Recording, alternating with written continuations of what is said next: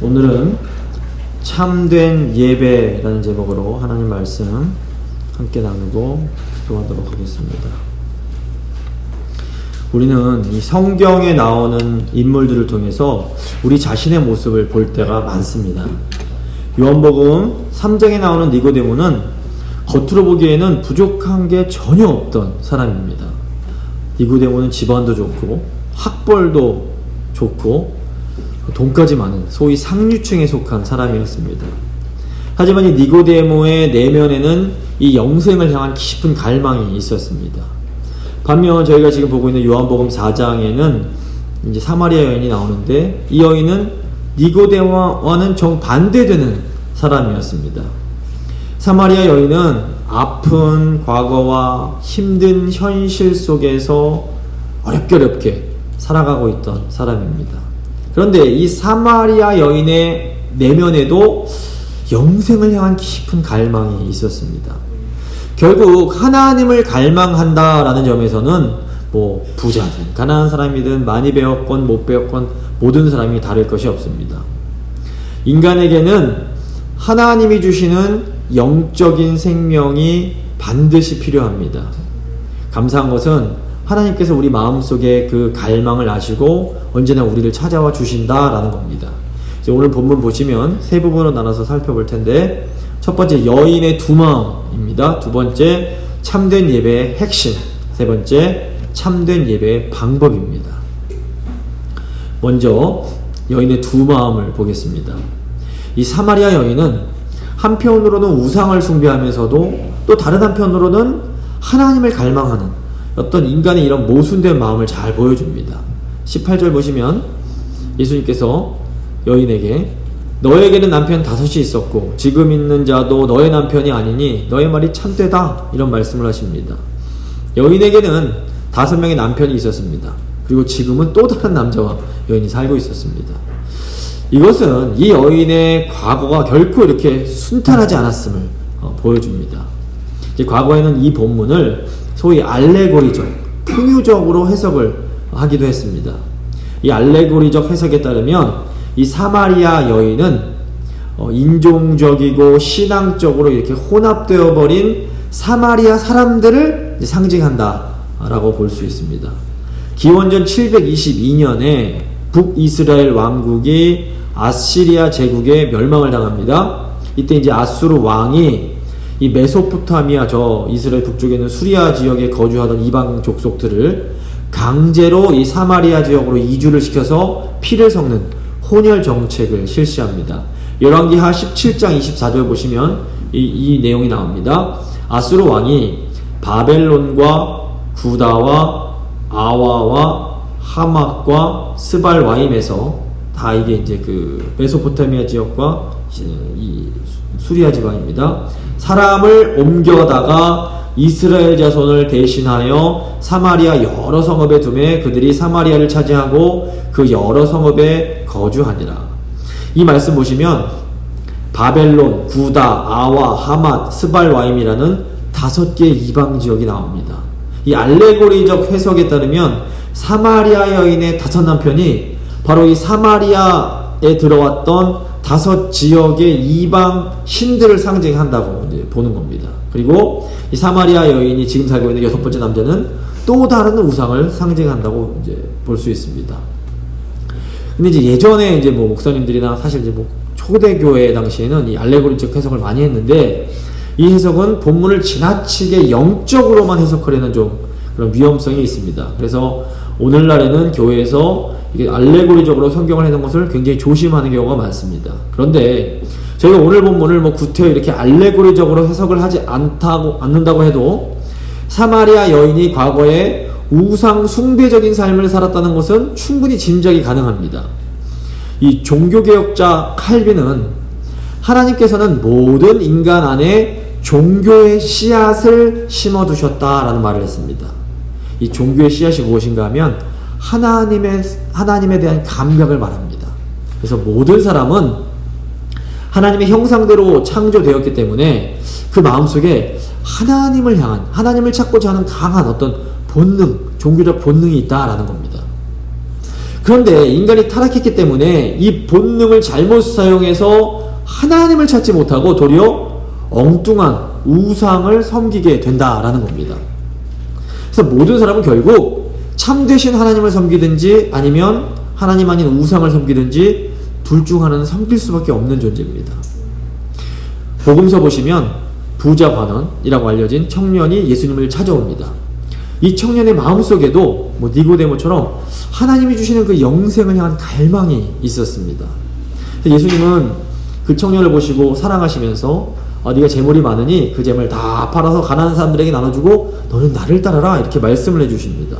그런데 이 청년에게 재물이 너무 많았기 때문에 근심하다가 결국에는 근심하고 예수님을 따르지 못하고 돌아가 버립니다. 그러니까 이 청년에게는 이 많은 재물이 우상이었고 이 우상이 결국 이 청년이 하나님이 주시는 그 영생의 선물을 받는 것을 방해했던 겁니다. 근데 어떤 사람에게는 사랑하는 가족, 남편이든 아내든 부모님이든 자식이든 사랑하는 사람이 우상이 될 수가 있습니다. 또 어떤 사람에게는 내 건강도 또 우상이 될 수가 있습니다. 근데 그것이 무엇이 되었든지 간에 하나님보다 더 소중한 것은 우상이 되고 이 우상은 우리가 하나님이 주시는 참된 생명을 받지 못하게 방해를 합니다. 이 사마리아 여인에게도 하나님을 향한 강한 갈망이 있었습니다.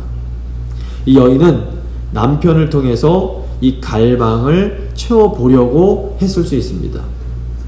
근데 이 남편이 결국 이 여인의 우상이 되어버리고 근데 이 남편들은 이 여인의 그런 영적 갈망을 채워주지 못했던 겁니다.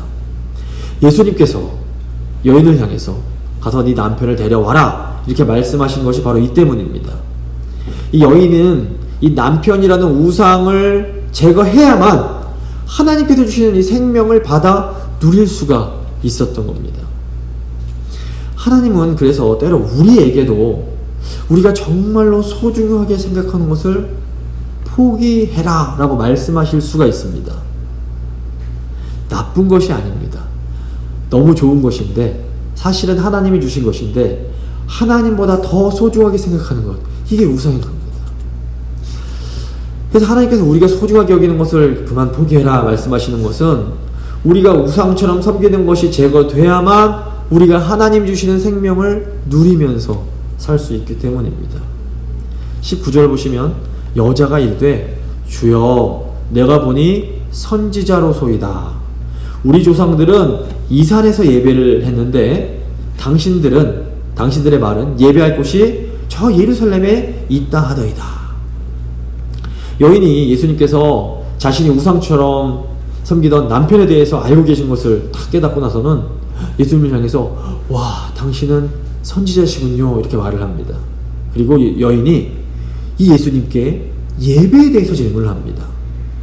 여인은 과연 자신이 어디서 예배를 드려야 하나님이 나의 예배를 받아주실지 이거가 알고 싶었던 겁니다. 신명기 12장을 보시면 모세가 이스라엘 백성들에게 이제 너희가 곧 약속의 땅에 들어가게 될 텐데 그곳에 들어가면 하나님께서 택하신 곳에서 제사를 드려라 이렇게 명령을 합니다. 근데 유대인들 같은 경우에는 하나님이 택하신 곳이 예루살렘이고 그 옛날 아브라함이 이삭을 제물로 바쳤던 곳도 바로 이 예루살렘이라고 생각을 했습니다. 반면 사마리아 사람들은 사마리아 지역에 있는 이 그리심산이 하나님이 택하신 그곳이라고 생각을 했습니다.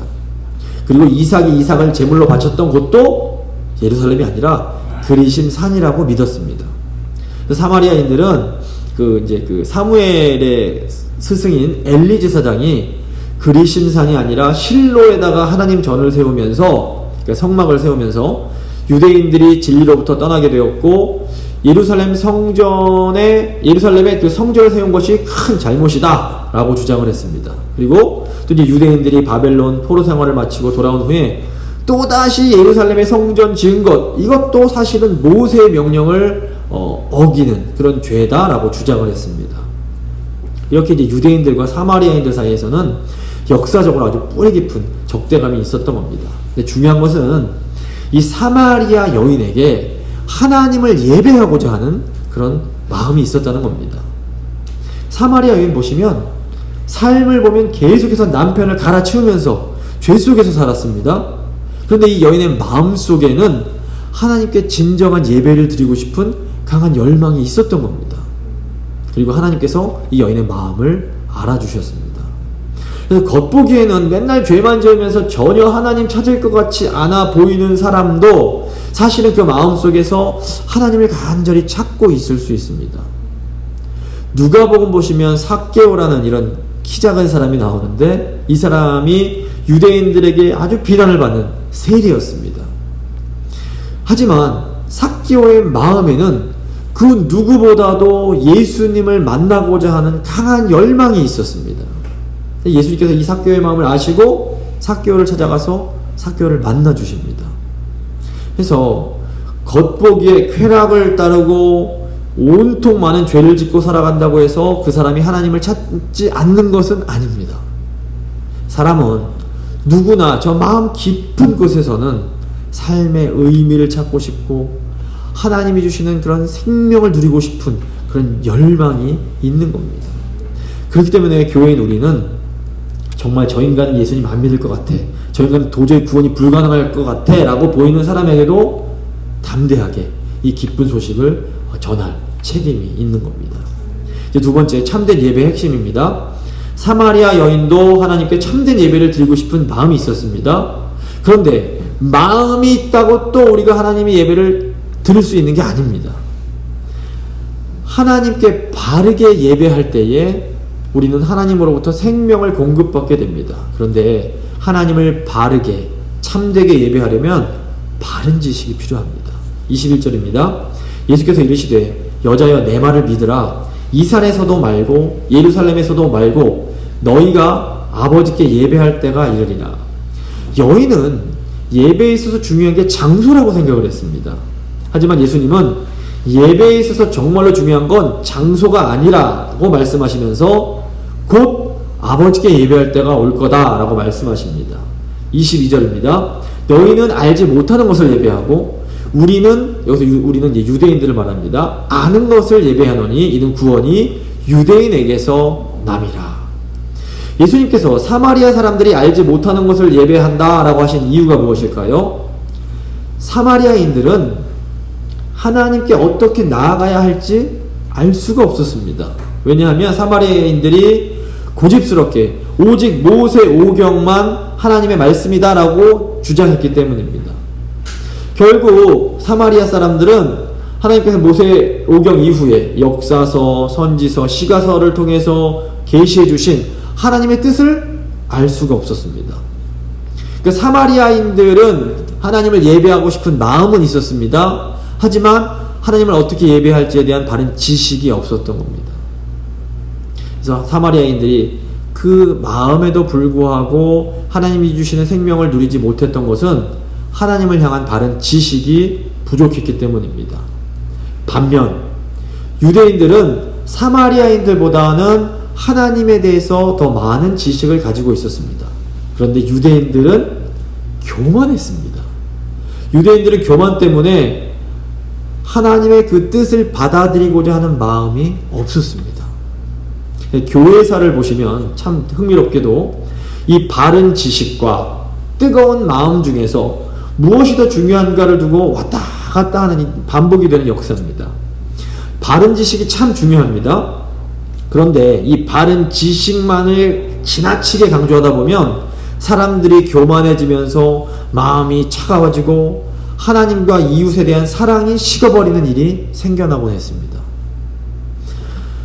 그러면 이제 바른 신앙은 이런 것이 이제 아니다. 정말 옳은 신앙은 뜨거운 마음으로 하나님을 예배하는 것이다. 라는 사람들이 이제 또 힘을 얻기 시작합니다. 근데 문제는 또 이렇게 뜨거운 마음만을 강조하면서 바른 지식을 무시하다 보니까 이 마음은 뜨거운데 신앙이 길을 잃어버리고 건강하지 못한 신비주의로 빠지는 경우가 참 많았습니다.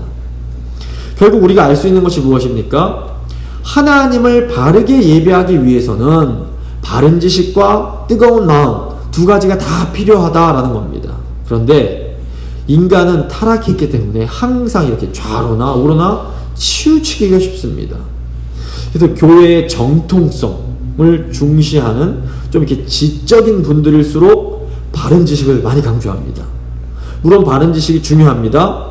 하지만 바른 지식만 있고 뜨거운 마음이 없으면 어느새 교만해지고 사랑이 식어져 버리게 됩니다. 그래서 이 바른 지식을 가진 분들일수록 어떻게 해야 됩니까? 하나님 저에게 뜨거운 마음을 주십시오. 간절히 기도를 하셔야 되는 겁니다. 반면 교회의 부흥을 중요시하는 이 마음이 뜨겁고 감성이 풍부한 분들일수록 이 뜨거운 마음을 강조합니다. 물론 뜨거운 마음도 너무너무 중요합니다. 하지만 바른 지식 없이 뜨거운 마음만 강조하다 보면 방향을 잃고 교회가 정체성을 잃어버리게 되는 그런 위험에 빠질 수가 있습니다. 그래서 마음이 뜨거운 분들일수록 어떻게 기도하셔야 됩니까? 어떻게 하셔야 됩니까? 교리를 열심히 공부하시고 하나님께 분별력을 주십시오. 기도를 많이 하셔야 됩니다. 오늘날 20세기 후반부터 21세기를 저희가 소위 포스트 모던 시대라고 부릅니다.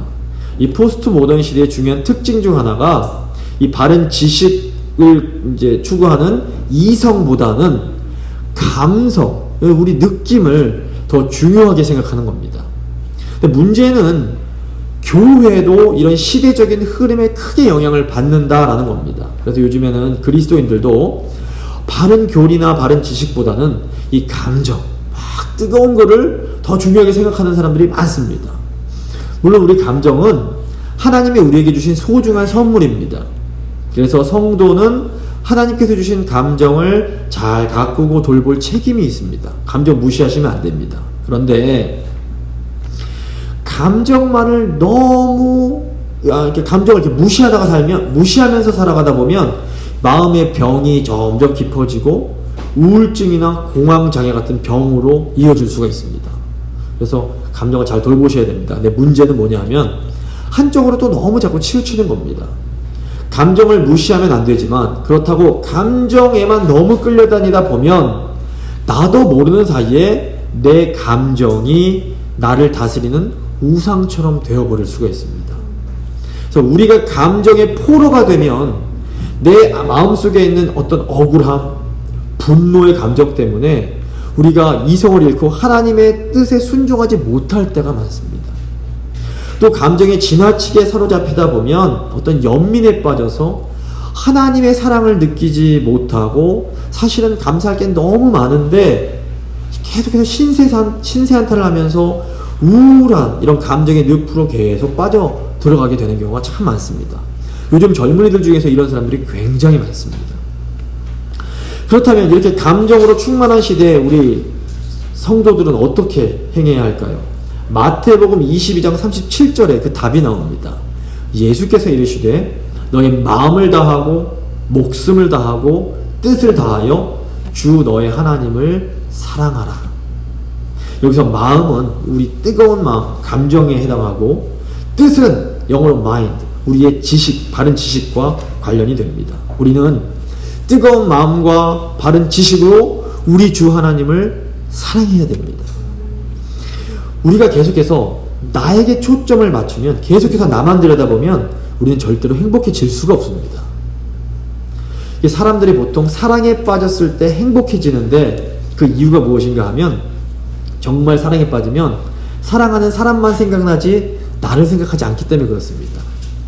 나를 잃어버릴 만큼 누군가를 사랑할 때 우리는 행복해지게 됩니다. 그런데 이 사람 같은 경우에는 아무리 좋아도 한계가 있습니다. 예수님께서 사람이 아니라 누구보다도 하나님을 사랑하라고 하신 것이 바로 이 때문입니다. 우리가 하나님을 온전히 사랑할 때에 우리는 나로부터 벗어나서 하나님이 주시는 참된 평안과 기쁨을 누릴 수가 있게 됩니다. 그래서 우리가 하나님을 온전히 사랑하기 위해서 필요한 것이 바로 바른 지식입니다. 하나님께서 유대인들을 통해서 우리에게 주신 바른 지식이 무엇입니까? 인류를 구원할 메시아가 오실 거라는 겁니다. 다윗의 후손이 오실 거라는 겁니다. 근데 메시아이신 예수님께서 우리가 반드시 알아야 할 진리를 이제 알려주셨습니다. 요한복음 14장 6절입니다. 예수께서 이르시되 내가 곧 길이요 진리요 생명이니 나로 말미암지 않고는 아버지께로 올 자가 없느니라. 우리는 오직 예수 그리스도를 통해서만 하나님 아버지께 나아갈 수가 있습니다. 이것이 우리가 하나님을 온전히 예배하기 위한 참된 예배의 핵심입니다. 예수님을 통하지 않고는 하나님께 나아갈 수 있는 방법이 전혀 없습니다. 우리가 예수님을 통해 아버지께 나아갈 때에 우리 영혼이 참된 쉼을 얻게 됩니다. 그래서 예수님께서 수고하고 무거운 짐진 자들아 다 내게로 오라 내가 너희를 쉬게 하리라 이렇게 말씀하시는 겁니다. 이제 마지막으로 참된 예배 방법에 대해서 좀 생각해 보겠습니다. 예수님은 사마리아 여인에게 참된 예배의 구체적인 방법을 알려주십니다. 23절, 24절입니다. 아버지께 참되게 예배하는 자들은 영과 진리로 예배할 때가 오나니 곧 이때라. 아버지께서는 자기에게 이렇게 예배하는 자들을 찾으시는가. 하나님은 영이시니 예배하는 자가 영과 진리로 예배할지니라. 여인은 제가 이 산에서 예배를 드려야 됩니까? 아니면 저 예루살렘에서 드려야 됩니까? 라는 질문을 합니다. 하지만 예수님은 영 안에서 예배하고 진리 안에서 예배해라 이렇게 말씀을 하십니다. 그래서 하나님을 향한 바른 예배는 영과 진리로 드리는 예배입니다. 과거에는 이 영과 진리로 드린 예배를 신령과 진정으로 드리는 예배라고 한글이 번역을 했습니다. 영어로 하자면 그러니까 in spirit and truth인데 이제 이거를 신령과 진정으로 드리는 거다 이렇게 번역을 했던 겁니다. 그래서 사람들이 야 이거 하나님께 예배 드릴 때는 신령하게 마음을 모아서 진정으로 드려야 된다라고 생각을 했습니다. 그런데 사실 잘 생각해보면 꼭 하나님이 아니더라도 뭐 우상이나 뭐 무당 같은 데서도 사람들은 얼마든지 신령하고 진정으로 우상을 섬길 수가 있는 겁니다. 그래서 참된 예배는 영과 진리로 드리는 예배입니다.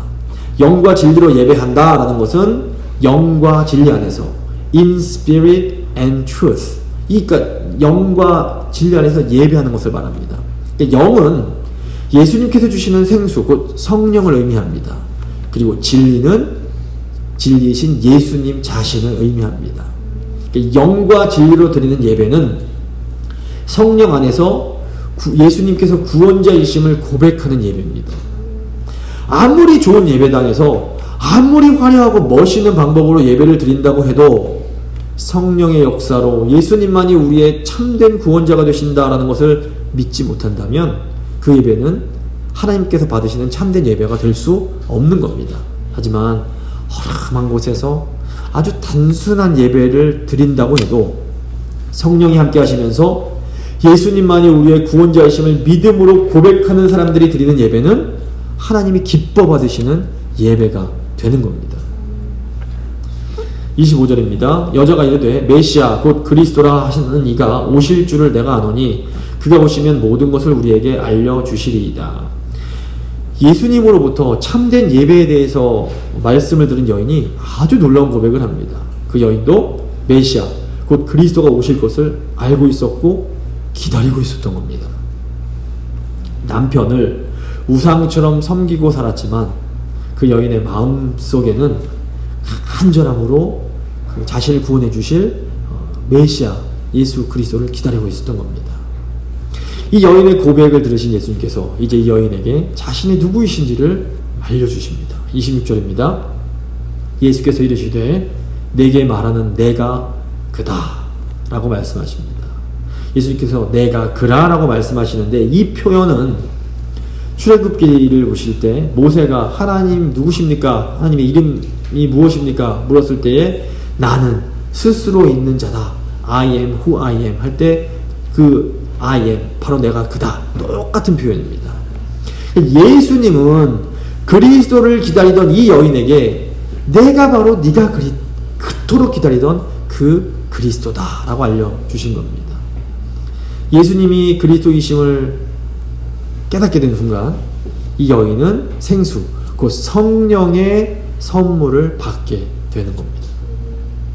성령님은 이 진리의 말씀을 통해서 예수님이 구원자이심을 알려주십니다. 우리가 성령에서 진리의 인도함을 받을 때 우리는 내가 얼마나 큰 죄인인지를 깨닫게 됩니다. 내가 정말 죄인이구나 라는 것을 깨닫는 이 절망의 순간, 우리를 구원하시기 위해서 오신 예수님이 우리 앞에 나타나셔서 내가 너의 구원자다 라고 하시면서 손을 이렇게 내밀어 주십니다. 우리가 이 예수님의 손만 꽉 붙잡으면 우리는 죄에서 구원을 받고 완전히 새롭게 태어날 수가 있게 되는 겁니다. 참된 예배는 우리에게 이 놀라운 구원의 은혜를 베풀어 주시는 하나님께 감사하고 감격하며 그 우리를 구원하신 하나님께 우리의 기쁜 찬양을 드리는 예배입니다. 참된 예배는 성령 안에서 하나님의 유일하신 아들 예수 그리스도를 구주라고 고백하며 영접하는 가운데 드리는 예배입니다. 이것이 예배의 핵심이요 예배의 유일한 방법입니다. 하나님은 지금도 참된 예배자, 성령 안에서 예수를 주로 고백하는 이 예배자들을 찾고 계십니다. 우리가 영과 진리로 하나님을 예배할 때에 하나님은 우리에게 참 생명을 선물로 주시면서 우리 배에서 생수의 강이 흘러 넘치게 하십니다. 사실 성령 안에서 우리 배에서 그 생수의 강이 흘러 넘치는 인생이야말로 이 세상에서 가장 행복한 인생입니다. 말씀 마무리 짓도록 하겠습니다. 연약한 우리는 사마리아 여인처럼 나도 모르는 사이에 하나님이 주신 선물을 어떻게 보면 우상처럼 섬기고 있을 때가 많습니다. 하지만 동시에 우리 마음속에는 여전히 이 사마리아 여인처럼 그래도 하나님을 간절히 예배하고 싶은, 하나님의 생명을 받고 싶은 간절한 마음이 있습니다. 우리 마음을 아시는 예수님께서는 계속해서 우리에게 찾아오시고 어서 우상을 버리고 나에게로 오라 이렇게 말씀을 하십니다. 오직 예수님을 통해서 하나님을 예배할 때에 우리는 하나님이 주시는 참 생명을 얻을 수 있습니다. 참된 예배는 성령 안에서 진리이신 예수님만 의지하는 예배입니다. 하나님은 지금도 참된 예배자를 찾고 계십니다. 성령 안에서 오직 예수님만 신뢰하심으로 배에서 생수가 흘러넘치는 복된 삶 사시기를 주님의 이름으로 축원드립니다.